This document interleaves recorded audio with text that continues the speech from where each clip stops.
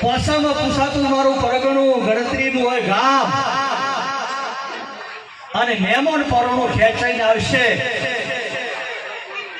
એવો સાચો હીરો તમારા કણજરા ગામમાં પેદા છો મારી કાજલ દીકરી. તેના મા બાપને ખૂબ ખૂબ અભિનંદન ધન્યવાદ આપું કે તમે દીકરીને સંસ્કાર અને શિક્ષણ બે આપ્યું અને સાથે સાથે દેશભક્તિ કરવાનો વારસો પણ આપ્યો. ત્રિવેણી સંગમના સંસ્કાર આપવા બદલે આજે હું નવઘણજી ઠાકોર તમને સલામ કરું છું.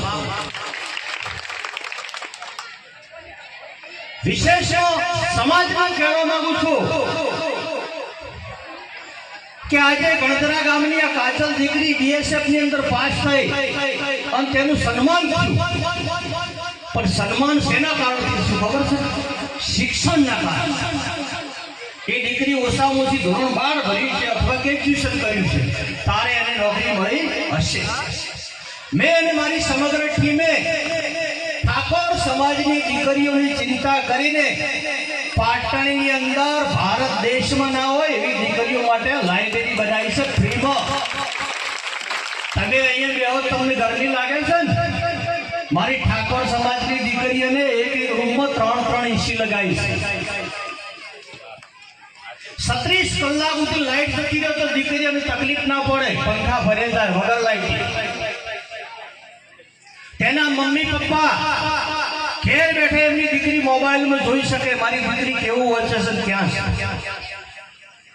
તેની પાસે દીકરીઓની ચિંતા કરી અને કડવા પાટીદાર સમાજ જોડેથી મેં અને મોગીજી અમારે સુરેશભાઈ અર્જુન ઠાકોર ગબ્બર ઠાકોર એમનો પણ સહયોગ છે.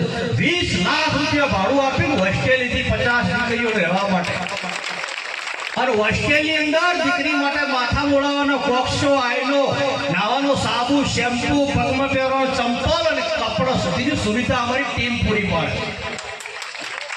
સમસ્ત ગણધરા ગામને હું એક વિનંતી કરવા આવ્યો છું, તમારી જોડે ભીખ માંગવા આવ્યો છું કે તમારા ઘેર દીકરી જન્મે તો એને ફરજિયાત ગ્રેજ્યુએશનથી ભણાવજો અને તમે ના ભણાવી શકો તો મને મારી ટીમને જીવતો સુધી યાદ કરજો. મારા ઠાકોર સમાજની હર દીકરીને IPS ઓફિસર બનાવે.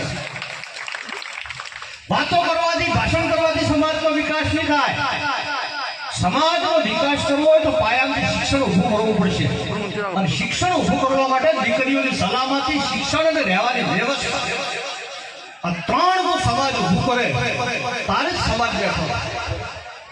એટલે સમગ્ર સમાજને હું વિનંતી કરું છું કે આજથી સંકલ્પ કરો કે હર પરિવારમાં દીકરી શિક્ષણ મેળવી સરકારી કર્મચારી થાય. આગામી સમયની અંદર ભાદરવા સુદ પૂનમ પછી પાટણની અંદર હાઈટેક હોસ્ટેલનું નિર્માણ થઈ રહ્યું છે. 7 માળની. 7મા માળે જીમ હોય, 6મા માળે લાઇબ્રેરી હોય, 5મા માળે રહેવાના હોય, ભોયરા રસોડું હોય. દીકરીને ભોયની ટોકરી લેવાય, બહાર જવું ના પડે. હું મારી ટીમ આવી હોસ્ટેલ બનાવી દે.